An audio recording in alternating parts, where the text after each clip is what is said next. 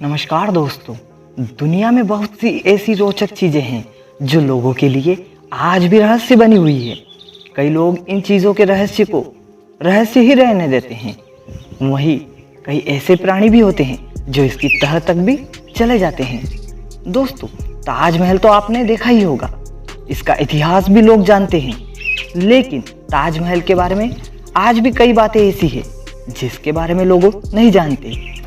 अब तक हम ताजमहल के बारे में ऐसी कई जानकारियां आप तक पहुंचा भी चुके हैं, इसलिए आज एक नई जानकारी लेकर आपके सामने आए हैं।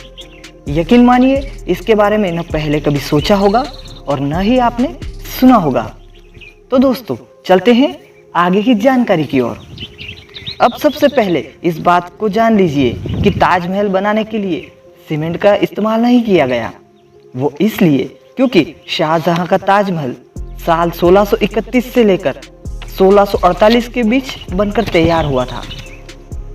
यहाँ सवाल यह है कि उस वक्त दुनिया में सीमेंट का आविष्कार हुआ ही नहीं था, तो फिर शाहजहां का ताजमहल बनाया कैसे गया?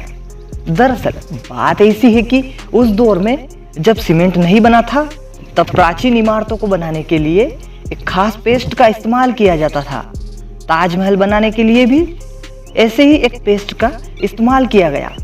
पत्थरों को आपस में चिपकाने के लिए गुड़, बताशे, बेलगिरी का पानी, उड़द की दाल, दही, जूट की रस्सी और कंकर को मिक्स करके एक पेस्ट बनाया गया।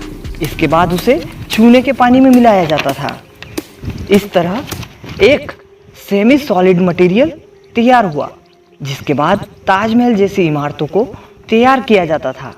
कितनी आश्चर्यजनक बात है कि इस देसी जुगाड़ से ऐसी बड़ी बड़ी बिल्डिंग बनकर तैयार की जाती थी और आज तक वो इसी मजबूती के साथ टिकी हुई है। ताजमहल शाहजहां की तीसरी बेगम मुमताज महल की मज़ार है। मुमताज के गुजर जाने के बाद उनकी याद में शाहजहां ने ताजमहल को बनवाया था। कहा जाता है कि मुमताज महल मरते वक्त मकबरा बनाए जाने की ख्वाहिश जताई थी, जिसके बाद शाहजहां ने ताजमहल को बनवाना शुरू किया था। ताजमहल को सफ़ेद संगमरमर से बनवाया गया।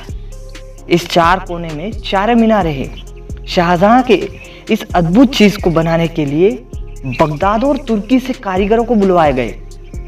माना जाता है कि ताजमहल बनाने के लिए बगदाद से एक कारीगर बुलवाया गया था जो पत्थर पर घुमावदार अक्षरों को तराशने में माहिर था। इसी तरह बुखारा शहर से कारीगरों को बुलाया गया था। वह संगमरमर के पत्थरों पर फूलों को तराशने में दक्ष थे। वहीं गुंबद का निर्माण करने के लिए तुर्की के इस्तांबुल में रहने वाले दक्ष कारीगरों को बुलाया गया। मीनारों का निर्माण करने के लिए समरकंद से दक्ष कारीगरों को बुलाया गया था और इसी तरह अलग अलग जगह से आए कारीगरों ने ताजमहल बनाया था। 1630 ईस्वी में शुरू हुआ ताजमहल के बनाने के काम करीब 22 साल तक चला। इसे बनाने में करीब 20,000 से ज़्यादा मजदूरों ने अपना योगदान दिया। यमुना नदी के किनारे सफ़ेद पत्थरों से निर्मित अलौकिक सुंदरता की तस्वीर ताजमहल आज न केवल भारत में बल्कि पूरे विश्व में अपनी पहचान बना चुका है। प्यार की इसी निशानी को देखने के लिए दूर देशों से हजारों सैलानी यहाँ आते हैं। इसके साथ कहा जाता है कि ताजमहल को बनने में मजदूरों को 22 साल का पूरा समय लगा, जो कि भारतीय इतिहास में सबसे लंबा समय था जो किसी बड़ी इमारत को बनाने में लगा था। इसका निर्माण कार्य 1643 में पूरा कर लिया गया था, लेकिन कुछ अन्य कारीगरी की बारीकियों को तराशने के कामों में 10 साल से भी ज़्यादा का समय लग गया। ताजमहल 1653 में अनुमानित $32 मिलियन रुपए इसको बनाने जाने में खर्च हुआ था, जो कि आज के हिसाब से देखा जाए तो यह 52 मिलियन रुपए तक पहुंच जाएगा। ताजमहल को 1683 में यूनेस्को की विश्व विरासत स्थल और एक अजूबे के नाम से इसका नामकरण कर दिया गया। दोस्तों, इसके साथ आपको हम एक और फैक्ट यहाँ बताते हैं कि आखिर इस ताजमहल को यमुना नदी के तट पर ही क्यों बनाया गया। इसमें भी एक कारण ये था कि जब इसका कार्य शुरू किया गया था, उस समय ताजमहल को एक खुले और झील के किनारे बनाने के लिए जगह चाहिए थी, जो कि उस समय यमुना नदी के पास बेहतरीन लोकेशन थी। और उसके बाद दूसरा कारण ये खड़ा हुआ कि ताजमहल को बनाने के लिए एक मजबूत नींव की आवश्यकता थी, जो उस रेतीली जगह पर उन्हें नहीं मिल पा रही थी। तब उन्हीं 20,000 मजदूरों ने वहां पर तब तक खुदाई की जब तक कि उन्हें एक सख्त पथरीली जगह न मिली। जब यहाँ ये जगह खुदाई करके उन्हें मिली, तब जाकर उन्होंने आगे के स्ट्रक्चर को बनाना शुरू किया।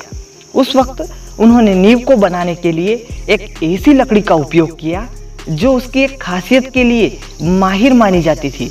उस लकड़ी की खासियत ये थी कि वो जितना पानी पिएगी उतना ही मजबूत बन जाएगी। और ऐसे ही ताजमहल यमुना के किनारे बनाया गया। जब यमुना में पानी है तब तक ताजमहल को कुछ नहीं होगा और वहाँ वह अपनी मजबूती के साथ खड़ा होगा। दोस्तों, साथ ही ताजमहल में कई बार लाइट लगाने के काम करने की कोशिश की गई, लेकिन बाद में इसे रोक दिया गया, क्योंकि जब लाइट चालू होती है तो रात की रोशनी में कई प्रकार के कीड़े और कीट ताजमहल के ऊपर बैठना शुरू कर देते हैं और वह एक प्रकार के टॉक्सिन को रिलीज करते हैं, जिसकी वजह से संगमरमर के सफ़ेद पत्थर पर कुछ ही समय में हमें वह पीले दिखना शुरू हो जाते हैं और ताजमहल अपनी शुरुआती खूबसूरती को खोना शुरू कर देता है। इसीलिए ताजमहल पर आज तक एक भी लाइट या बल्ब नहीं लगाया गया। तो दोस्तों, आप सभी को कैसी लगी हमारी ये जानकारी? आप सभी हमें कमेंट करके बताइए। हमारे चैनल को सब्सक्राइब करें ताकि आपको रोजाना इसी तरह की रोचक जानकारियाँ हम आप तक पहुँचा सके। धन्यवाद।